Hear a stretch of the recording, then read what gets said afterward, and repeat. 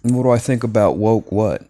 Um, and woke where? Are we talking wokeness in film? Are we talking wokeness in art? Are we talking wokeness in society?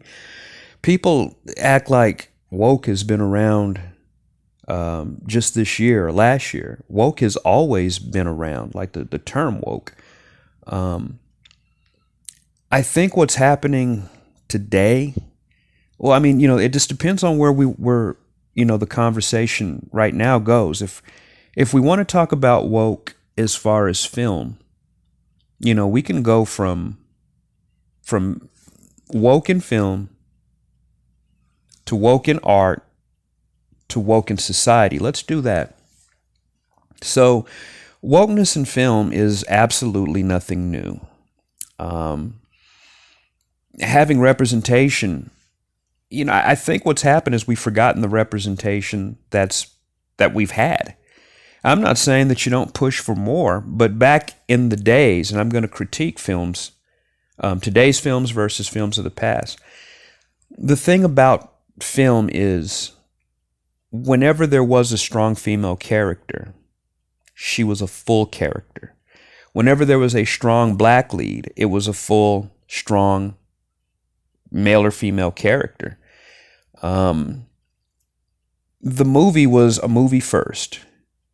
The movie did what a movie's supposed to do first, which is affect us and connect, an idea, a certain set of emotions, whether that emotion is disgust, whether that emotion is a heavy heart. It made characters that you could relate to. And I think that's one of the big differences of woke films today as opposed to woke films, years back. Blade was just as good of an action hero as any. And nobody talks about Blade. Nobody talks about Spawn. Nobody talks about, there were stabs at a universe with superheroes before anybody really, started with the whole Marvel thing. The difference is those films, and I'm not saying that the Marvel films don't do that, because some of them I've enjoyed, but some of them have become public service announcements for whatever ideology or belief that a person has. You can say anything that you want in film, good or bad, as long as you remember to make a good film. And I think that's what's happened with wokeness in film. They're making it so the craft of filmmaking, the craft of making an offering that people will even want to watch, is second fiddle to an idea that they have. And when you couple that with condemning, certain groups for not wanting to consume what you're making, you've got all the makings for something that's really negative. I can't make art and then ask a person, well, why don't you like it? If you're making an art form like film, it's made to be consumed by others. And it's very different than other forms of art. I guess if you were a director, you could make a film and leave it in your computer in the editing room and just sit there and enjoy it and admire your handiwork. But for the most part, filmmakers make films for others to see. And the people that see your films, they become customers. And customers, I don't know if people remember the term, the customer's always right. I think we've gotten away from that. So when you hear very quickly people called racist for not liking a film with a strong black lead in it, with a female lead, with a maybe even another type of person, then automatically those people are reduced to a very basic insult, which is, you're a racist, you're a misogynist, you're a homophobe, you're this, that, and the other. And it's as simple sometimes as just looking at whether a film is good. I've seen films where there are characters that are not traditionally straight white men or traditional straight white women. And I've thoroughly enjoyed those films. And it's because those films didn't forget that those characters were human beings. There's very few people that even remember in a Coen Brothers movie Miller's Crossing, they don't remember that one of the most terrifying characters, as far as being a villain ever made, Eddie the Dane, I think that was his name, was a gangster and the henchman of one of the antagonists in the movie.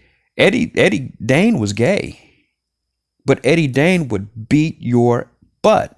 Eddie Dane would, and he spent most of the movie beating up Gabriel Byrne, who was a straight masculine man. And Eddie Dane in the movie was in a relationship with Steve Buscemi's character.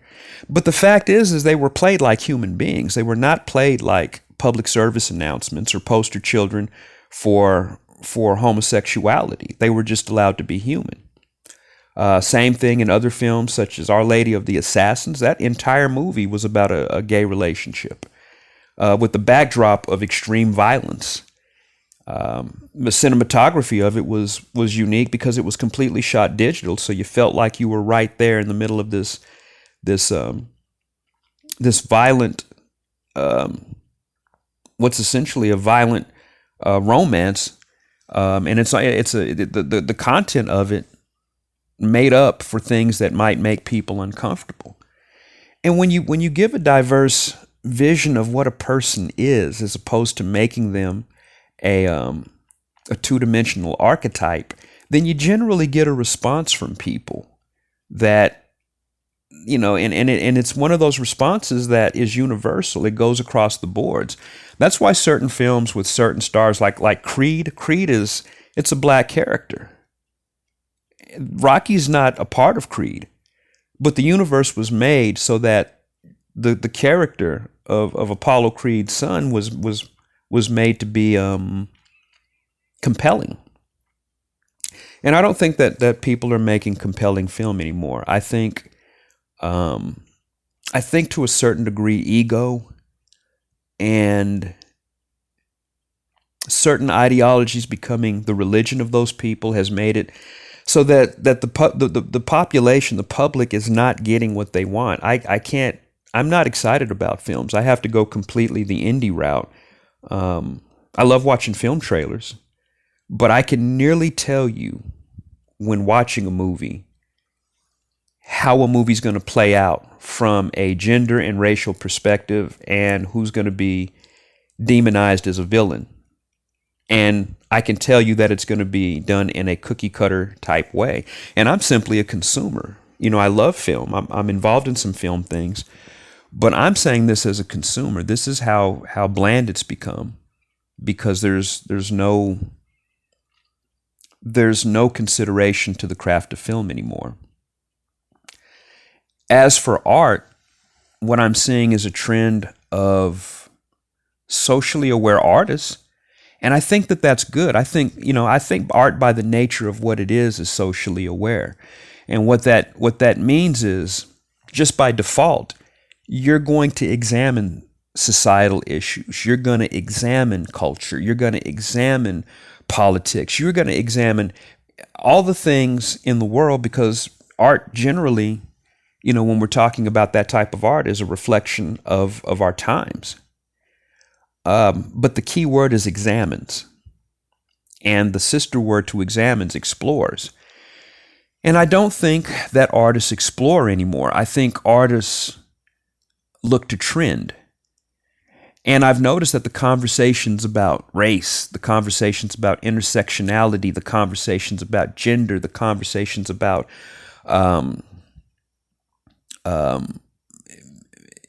equality, they all sound the same, and they're all from the same perspective, and their examination of those concepts are done in a way to where people will give them hand claps, to where people will like their Instagrams, to where people will say, hashtag this socially aware artist.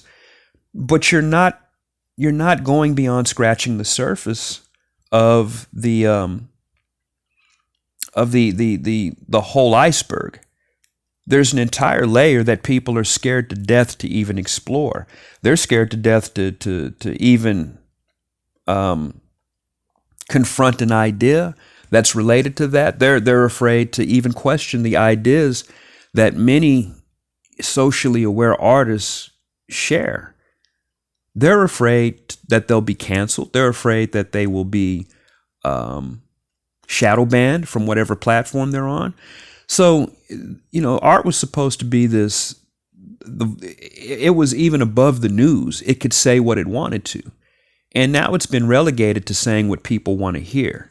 And that even goes for our social justice style artists. They're not innovators. They're not seeking. They're not questioning.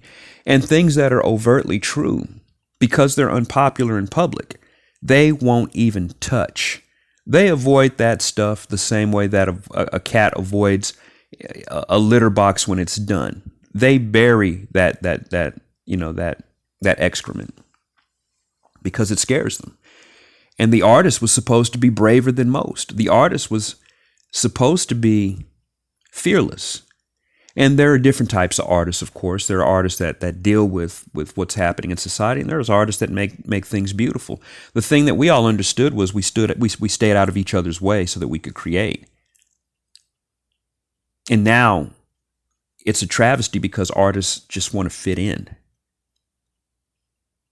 And that's fine if you just want to fit in, but it's not fine when you're telling me that you're exploring and examining a facet of society that needs to be talked about. So, in that way, I think art is kind of failing us right now. And, as far as, I guess the last topic, I tend to forget things. I think what were we doing? We were doing film, art, society. Well, society, if you look at it right now, it seems like there's two factions. And I hate using the word woke, but there are people, that would be deemed as woke. And there are people that would be deemed as those giving the nameless, silent mass that's pushing back against woke. And here's the funny thing. I think that there's room for both, and I'm not trying to play middleman. I'm not trying to be I'm not trying to walk a thin line. I have no problem with going over that line when it's necessary. I think both sides are becoming, particularly the side that claim to be woke. They're not necessarily woke. They claim to be woke. And there's a difference. There's a segment of society that says it wants change, but they really don't want change. What they want is an extension of the argument. What they want is an extension of the problem. Because whenever you talk about remedies for it, or whenever you talk about, well, the problem has been addressed, they react very unfavorably to it. Dare I say, they get angry. Sometimes they get angry to where they're spitting and cussing, and they're angry. If my question to all these groups, if racism largely ended,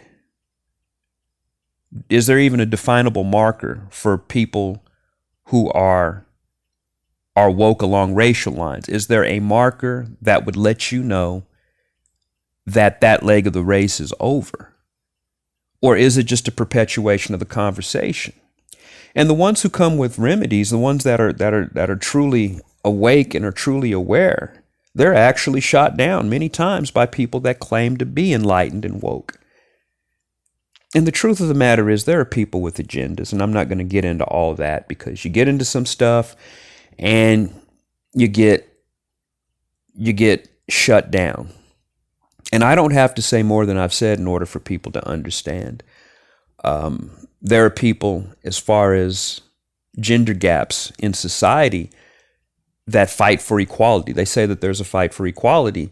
And then the moment they get into positions of power, there's, we hire women only. And then there's and I've been, here's the deal, I'll go on ahead and call it as it is. There are institutions I've tried to gain employment, but I wasn't a woman, I wasn't gay, and I couldn't get employment. I couldn't get employment because that which was fighting for quote unquote justice simply replaced the patriarchy with their form of of archy, whether it's patriarchal, whether it's matriarchal. What people don't understand is at the root of it ends up being tyranny.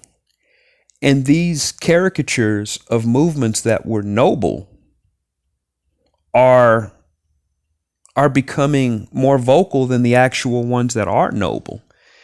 And their desires and their wants are being met, all while undermining the very people that they're talking about.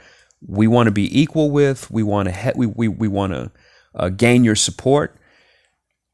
But it's becoming visible, very visible, to a majority of people that them gaining our support means if an inch is given, they take a mile. We've got to stop doing that to each other.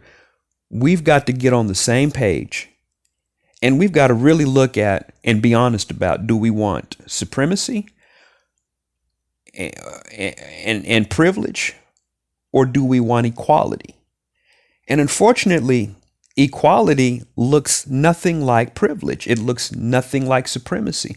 When you're equal, it's pretty mundane. You're not really considered above anybody else. You're not special. You can't do things that other groups can't do in its purest sense. Everybody can do the same thing. Everybody's considered the same way. There are no racial privileges. There are no gender privileges. That's what equality looks like. And you also have to inherit that which comes with equality. If we're talking about gender equality, you have to inherit the consequences of being considered equal. And for whatever reason, people seem to not connect the dots. You can't have the glory without the reality and the totality of what that means to be equal, of what that means to be on the same level playing field. So wokeness in society has done what everything else does. It's not unique. It's not something that people really need to fixate on and point fingers at and condemn. It's simply running its route. Things start out as very noble. A lot of movements, this is how revolutions happen, that are for the people. And then it becomes a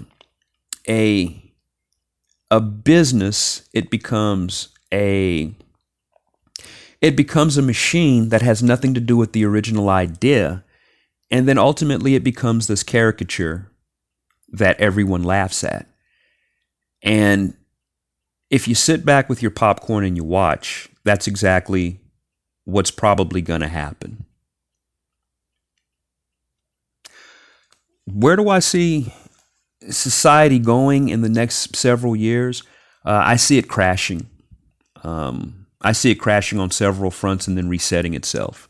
And that is if the specter of war just remains a specter of war. If we get into global conflict and all that, then something different will happen. But the world as it stands right now, if our country remains intact, it will reset itself. And I'm not talking about quote unquote the Great Reset. I'm talking about there will be a natural selection from a biological to a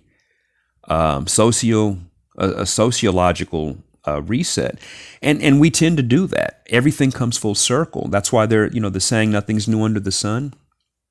It will be the turn of another way of thinking, and my hope is that way of thinking embraces logic and reason, because nothing else can exist. A fool cannot exist on a table built, with 3 legs by a fool. It can't exist on top of that. A smart person can't exist on a table with 3 legs built by a fool. But everybody can exist on a table with 4 legs built on logic and intelligence. Everybody can exist. So I think and I hope that there's going to be a return to that, and maybe a return to authenticity, as opposed to just pure escapism and pure political and social affiliation. We may hopefully stop treating some of the most important decisions we make like rooting for a football team. It's like your team is crap, but you You rock with them anyway. You roll with them anyway, even though you know they're crap. And the scary thing is when those affiliations turn into religions, because once it becomes a religion, and you become so ingrained in what you believe that you're not open to truths as they reveal themselves to you, when it becomes a religion, you won't be able to talk, because you'll be so passionate about this thing that you believe in that you won't be able to hear the truth when it's given to you.